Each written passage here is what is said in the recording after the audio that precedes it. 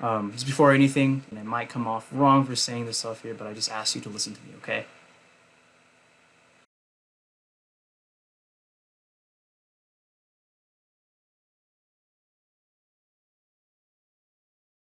I listen to artists who are controversial.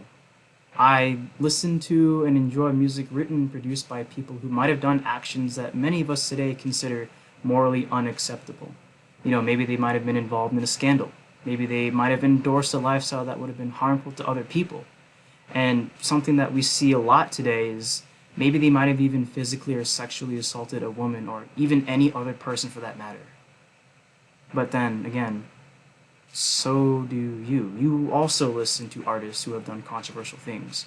John Lennon repeatedly beat his wife coming home drunk every night, and then he neglected the kid that he had with her, and yet there are millions of us out there who will continue to listen to the Beatles music singing Here Comes the Sun. XXXTentacion is, first of all, probably the person you're most expecting to appear in this video if you keep up with anything about music. But he's an example of a controversial artist who I publicly have not brought up before.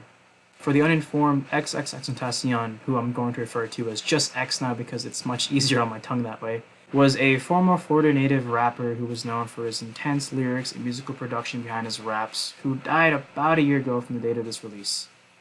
And I'm not gonna lie, I was actually kind of affected by his death. I mean, I had a love-hate relationship with him, because back when I first heard his music in late 2016, it just clicked with me.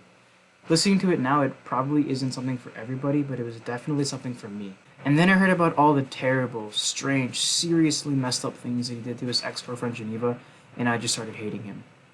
I mean, some of the things that he was being put on trial for were straight up psychotic.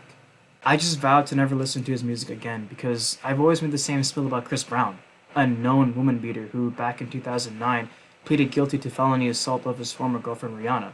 Because my philosophy is, if you physically assault someone with the intent to harm them, I just can't support you. And in all actuality, I was actually really heavily influenced by social media. Because when the article came out describing how X treated his girlfriend and how he treated his fans, people began to openly wish death upon this person, and continuing to support him as an artist would make you invalid in the eyes of those who disliked him. But I actually was in a weird spot. Because after about a year, people began to listen to his music again. And so did I. I was at this weird point in my social media life where I didn't really know how to think or feel, and I didn't have an opinion fully processed yet, because on one hand, I wanted to separate the art from the artist, and on the other, I felt by streaming his music I was financially supporting a person who had done these terrible things. But where the insight really got to me is, if you keep digging, you'll find that most of your favorite artists have done equally, if not worse things than X. David Bowie strangled his spouse. Dr. Dre has a whole song with Eminem referencing how he used to assault his wife. Mahatma Gandhi, one of the world's most acclaimed speakers for peace and civil rights, was a known misogynist. Malcolm X, a controversial figure for sure, was just known as an African man in his 20s, in and out of jail for assaulting and stealing from women. The thing about X is that by the time he was killed, he had spent about a year actively trying to better himself, his image, and his message. Sure, it felt kind of forced, especially with all the pressures he was facing from all the charges, but after a while, I genuinely believed that he had a better outlook in life and a positive mindset. Now, that doesn't make it by the time he was killed that he deserved forgiveness, but it was one thing to note that he was trying to change.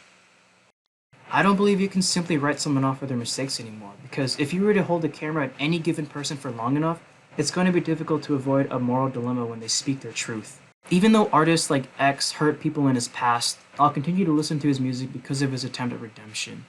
I'll continue to listen to the Beatles because John Lennon ended up reviewing his past and transforming his life to spread the message of positivity and peace that we all know today that wouldn't have existed without his transformation. And I appreciate Malcolm X because he's a perfect example of somebody who has been rehabilitated with guidance and time to become a source of inspiration to millions. My main takeaway is that I don't believe you should feel so bad about listening to these artists if you believe there's still a message to be heard.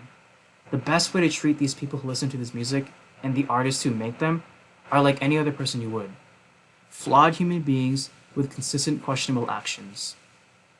Don't be so hard on yourself for listening to these artists, and don't be so hard on others who do. Thank you.